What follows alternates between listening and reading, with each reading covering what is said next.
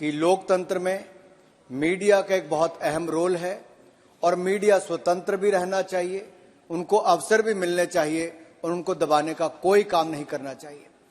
जब इनको दबाने का, कुचलने का काम अंग्रेजों से लेकर कांग्रेस के जमाने तक किया गया, तब भी कोई खड़ा हुआ था तो उस समय जनसंघ से लेकर भारतीय जनता पार्टी के आज के नेताओं तक।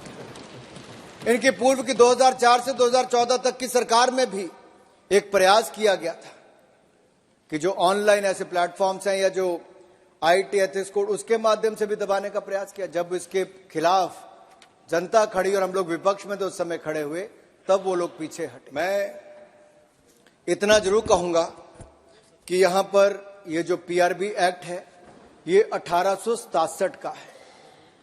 अंग्रेज चले गए, अपनी सोच छोड़ गए।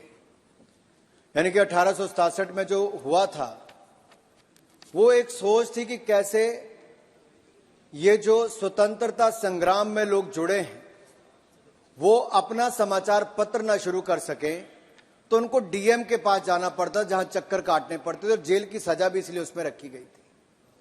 लेकिन आजाद भारत में चक्कर काटने का काम नहीं, केवल बटन दबाकर डिजिटल इंडिया के प्रयोग से ये आगे बढ़ाने का काम। माननीय सभापति जी, देखिए होता क्या था। 8 स्टेप्स थे इसके।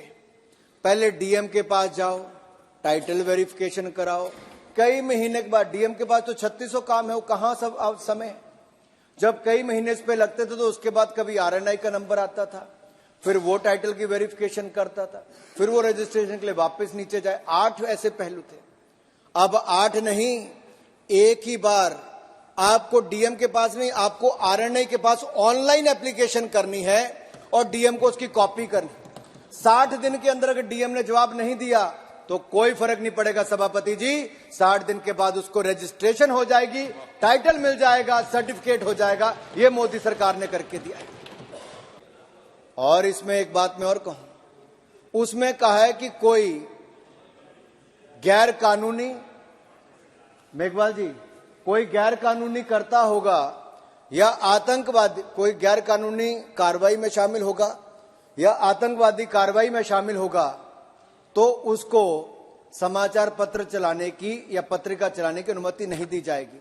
जो आतंकवादी गतिविधियों में शामिल है और गैर कानूनी गतिविधियों में शामिल है उसको अखबार नहीं चलानी चाहिए, उसको जेल में चक्की पीसनी चाहिए, उसको अधिकार ही नहीं अखबार चलाने का। और एक पहले था कि आपको डिस्ट्रिक्ट मजिस्ट्रेट के सामने जाकर बार बार आपको वहां पर डिक्लेरेशन फाइल करनी होती थी। हमने वो प्रावधान भी खत्म कर दिया। आप ऑनलाइन जाकर आप उसको अपना डिक्लेरेशन भेज दीजिए और आप आरएनआई के सामने भी ऐसे कीजिए। मैं आपसे पूछता हूं, अंग्रेजों के समय क्या प्रेस फ्रीडम था? नहीं था।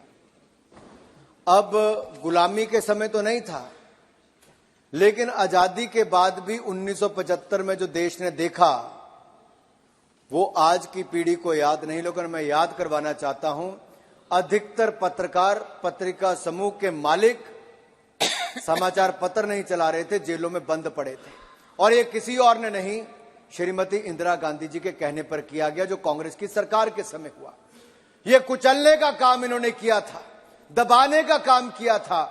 हम इसके माध्यम से, आज के बिल के माध्यम से नए लोगों को अवसर दे रहे हैं कि आप आइए, केवल ऑनलाइन एप्लीकेशन कीजिए। अगर आप पत्रकारिता के क्षेत्र में आना चाहते हैं तो ना आपको अनुराग ठाकुर के दफ्तर के चक्कर काटने पड़ेंगे, ना किसी और दफ्तर के। आप केवल अपने घर पे बैठ के ऑनलाइन एप्लीकेशन कर दीजिए। 2 महीने के बाद आपका सर्टिफिकेट, टाइटल वेरिफिकेशन और रजिस्ट्रेशन होकर आपके पास देने का काम ये मोदी की गारंटी इस कानून के माध्यम से कर दिया है। एक ये आया था बीच में सवाल कि अगर कोई विदेशी पत्रिका आती है, उसका एडिशन भारत में निकालना तो क्या करना पड़ेगा? तो उसके प्रकाशन से पहले भारत सरकार की अनुमति चाहिए और वो लेंगे तो आपको उसकी परमिशन मिल जाएगी।